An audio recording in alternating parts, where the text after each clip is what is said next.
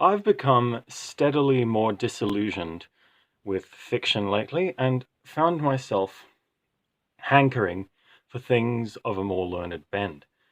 Now, when I say learned, that obviously doesn't necessarily mean educated.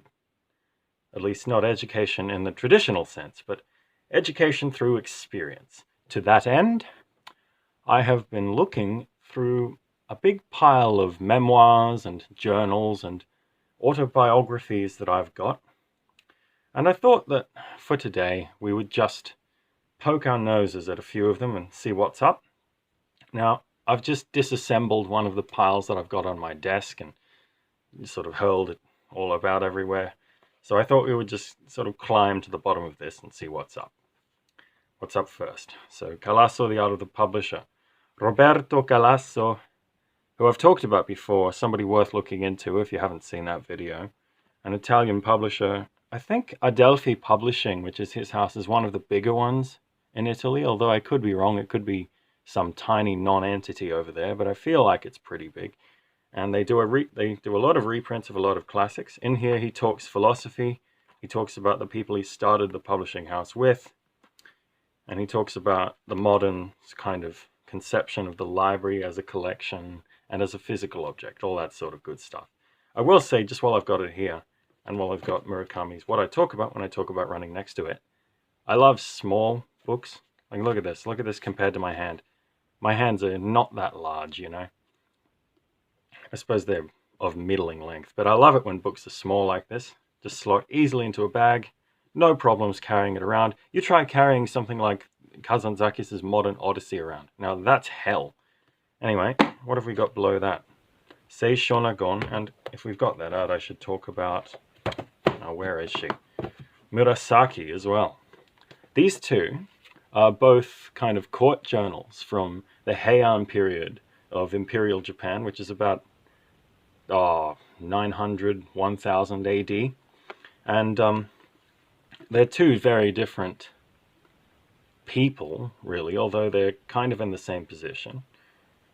Out of the two of these, I much preferred Murasaki. Murasaki is the lady who wrote Genji Monogatari, The Tale of Genji, which is the first novel. And Sei Shonagon, I don't think she wrote anything apart from this, but there's lots of stuff about Japanese court life in both of these. Murasaki writes about a period of, is it 2 years? I think it was 2 years, where she witnessed the birth and the kind of infancy of a Japanese prince, and Sei Shonagon just writes about impressions and stories that she's heard from other places and all sorts of things. But out of the two of them, Sei Shonagon is much more acerbic, and she's much more kind of callous and cruel and judgmental. Murasaki probably gels a lot better with a modern audience, and there's this fantastic section. I kind of considered them to be almost the same until I got near to the end of this, where Murasaki is writing this letter to one of her friends, and I won't sort of talk about it too much because I want you to read it, but what she says in this letter is really quite touching, so that made this worth finding in the end, really. What's next? I don't know, Great Shark Hunt with Hunter S. Thompson. This is good because it's got an absolute ton in here. And the thing that I found about Hunter S. Thompson is that once you've read one, you don't really want to stop just there. In fact, it might seem like there's a lot in here, but it's actually the perfect length. I forget exactly which section, but I know that his coverage of the Nixon election is in here, and that's really fantastic stuff. And I think the actual Great Shark Hunt, which is maybe the best thing he ever wrote, I think that's kind of near the back. But yeah, you should get this just for Fear and Loathing on the Campaign Trail, because that's really fantastic. The start's a bit shit, but it gets better as it goes along. What else? No Surrender, 30-Year War by Hiro Onoda. This is one of the Japanese soldiers in the Second World War who refused to believe that the Japanese had surrendered. So he just kept fighting. He was stationed in the Philippines, in the forests, and even though they sent other Japanese people to try and get him out, he just refused to believe them. He thought that they were lying to him, that they were spies, that, they'd made a mistake. He just kept fighting the Americans, even though, well into the 1970s, even when there were hardly any Americans left to fight, or anyone else for that matter, except for just random people who happened to live there that he would just take pot shots at and steal their supplies. And anyway, this one was a gift from an uncle of mine. It's quite interesting, you know, because he goes on about how he's managed to survive by himself in the woods, and kind of he talks about how he could possibly have believed, and it's the most interesting part, really, much more than the survival stuff, is the fact that he didn't stop fighting. You know, because it's just a window into the mind of the Japanese soldier of the Second World War. But this guy goes way beyond most of those soldiers because, of course, well, perhaps it was only due to circumstance, because he was in the forest and hidden, and he didn't know, apart from his 3 comrades who slowly die as the decades pass, he didn't really know who he could trust. So, of course, the Americans and the Japanese are dropping leaflets that say, you know, stop fighting, the war's over, but this guy just keeps going because he doesn't trust any of it. What comes next? Politkovskaya, Russian Diary. This is Putin's election and Putin's leadership of Russia from 2003, and the book ends in around 2005, which was shortly before Anna Politkovskaya was assassinated, probably by Putin. This is one of those. See, I don't often read journalists, right? But I get the ones who are interesting, or the ones who are more heroic. So I think also in the shot, yeah, Kapuscinski, more interesting, not so much heroic, but kind of it's this, whoa, you're slipping everywhere. It's kind of a spectrum between the madness, the ordinary journalist, but still exceptional, and then just the straight up, like, national, well, someone who should be a national hero. But yeah, there's a lot of kind of grim and horrible detail in here, especially about the Russian public's reaction to the Nord-Ost siege, which was in 2002, I believe. And it was when a bunch of Chechen terrorists held up a theater, and basically the Russian military just gassed the entire theater, including the hostages that were in it, and it was this huge, tragic disaster. Anyway, what else is here? Sayings of the Desert Fathers, early Christian monks. This is all your Orthodox stuff, you know. This is the church that developed alongside the church, not the sort of formal ecclesiastics like Balamas and, oh God, who else? St. John Chrysostom. These are the hermits, the monks, the madmen who went out into the desert and just, well, the very first monks, you know.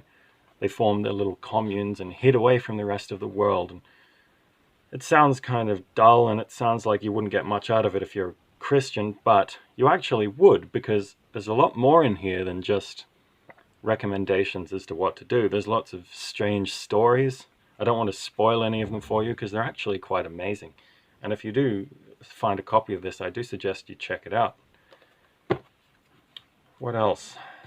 Here's another Kapuscinski. This is more personal memoir. The other one that I showed you was Travels in Africa, which is quite interesting. But yeah, 2 of these together. I'm always looking for more Kapuscinski for cheap. That's the thing. I have plenty of books, so I don't, you know, I'm never starving for anything to read, and that's why I very rarely buy stuff unless it's really cheap. Because every 6 months in my city, well, there isn't anymore, but there used to be a big old book sale where you could get tons of stuff for a very cheap price. So I would just go all out on that and have enough books to last me for, you know, 10 years or something. So I just have this stupid number of them. But if they are, of course that's ended now because nobody's allowed to go outside, but, well, we are here, but you know what I mean. But I'm always on the lookout for more Kapuscinski for cheap. What next? Sun and Steel, Mishima. This is pretty self-explanatory. You can find anyone on YouTube talking about this. It's all your philosophy. It's about the snake that circles the world. It's about, you know, Japanese repression. And it's about the need to be spiritually and physically strong at the same time. Haruki Murakami, Underground. This is the sarin gas attack in the Tokyo subway system in the when was it? Mid to early 2000s, I think. Although I don't quite remember the exact year. Was it 2006? Or am I making that up? It'll tell me somewhere in here, surely. Where are you? Oh, it's being coy. Hold on. Kyoko. Nope, it's not going to tell me unless I do a thorough search. Never mind, it doesn't matter. Probably the best thing Murakami ever wrote, actually. You can skip most of his fiction because it's all the same, really. Just get wind-up bird chronicle for the after effects of the Second World War on the Japanese psyche. And what was the other good one? God, I don't know. What I talk about when I talk about running? Where's that gone? I've lost it. It's up there. Yeah, this is alright. These are alright. And one of his fiction books, and I reckon you're pretty much done with the guy. What remains? Brodsky, Watermark, an essay on Venice. It's okay. A lot of this strikes me as these kind of very flowery and very, not, what would the word be? Not pretentious, but very kind of, not superfluous either, but very general assumptions. There's a lot of there's a lot of flowery language in here that you could probably write about almost any city, and a lot of kind of aloof statements that don't really seem to say anything at all. All the same, it is kind of interesting to read about him drunkenly stumbling through the streets of Venice at midnight, and about him meeting Stravinsky and all sorts of other things. It's all right. I have nothing against it. What remains? The speechwriter. Oh, it's okay. I've forgotten the governor's name. Was it Sandon or something? It doesn't mention his name in here because the speechwriter doesn't want to get in trouble. But Sanford, Mark Sanford, is the guy's actual name. And this is the memoir of the guy who wrote his speeches. If any of you are Americans, and I'm sure a lot of you are, you might know that a couple of years back, Mark Sanford was some governor who had an affair and had like a secret house on the Appalachian Trail. I haven't read this for a while. It's not too bad. It's pretty good, actually, but I don't know. It made me laugh a couple times. That's got to be worth something, right? And what remains? Oh, only the Greek stuff. Yeah, so I've got all this Greek stuff, including this guy who lived as a kid in Thessaloniki and moved out, and kind of describes, what year is this? I haven't read this one for ages, so I've totally forgotten. Copyright 1946, but that doesn't tell you when he read it, when he wrote it. Let's find out. Yeah, this is Thessaloniki pre-Great Fire. And also it's called Salonika because Greek cities used to change names every 10 minutes. Vardar. This is pre-modern, you know. And when I say modern, I mean current, really. But it's a very interesting portrait of a multicultural city in the Mediterranean that you can't really find anymore. All of those cities are totally different. And kind of continuing on in that vein, but not really, going back a bit, I have 3 different recollections of the Greek War of Independence.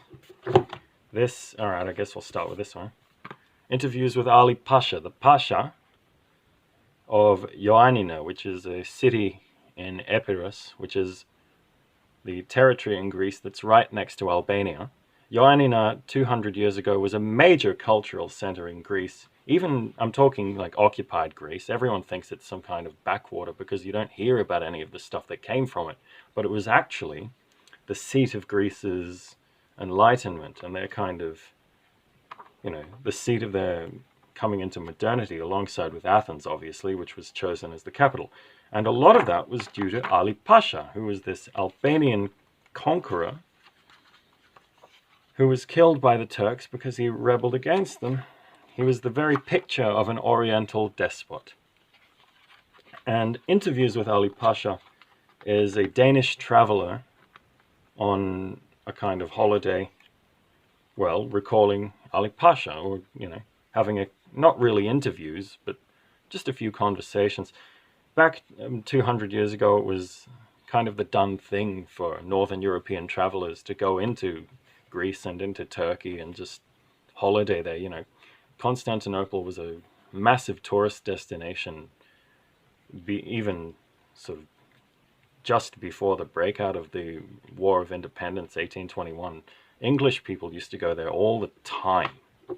So this is kind of a whole sort of relic of that. And Alipasha, I mean, I'm not going to talk about him too much because you can look it up, and you can get a far better summary than I would give. But interesting guy. I'm disappointed by how thin this is, though, because this reads like a bit of travel writing that just got cut in half. Anyway, what next? Colocotronis, the Cleft and the Warrior. Theodoros Colocotronis. Now, I have a few things to say about this edition. Colocotronis was one of the heroes of the Greek War of Independence that lasted for 10 years, 1821 to about 31, although in different places it went for different times. I think Crete didn't even throw off the yoke until something like the 1870s. And God, the Cretans were the angriest of all at the occupation, so it's a wonder it took them that long, but they were just that much more, you know, the Turks were just that much more on guard, which is, I guess, part of the reason. But anyway, Colocotronis is one of these heroes of the revolution, and he was a cleft, which is not just another word for thief. There's more to it than that. There's a difference between a cleft and, God, what was the other word? I've forgotten the official word for the... See, there were clefts who were these kind of fighters in the mountains, just sort of renegades, you know, people who were rebelling constantly against the Turkish government. They'd existed since before 1453, and they lived in the mountains and in some small, tiny villages in the Peloponnesos. And at the same time, there was this other force of people called the Armatoli, which basically just means armed men. And they were kind of the same thing, except they were paid a small sum by the Turkish governments in order to keep the other guys under control.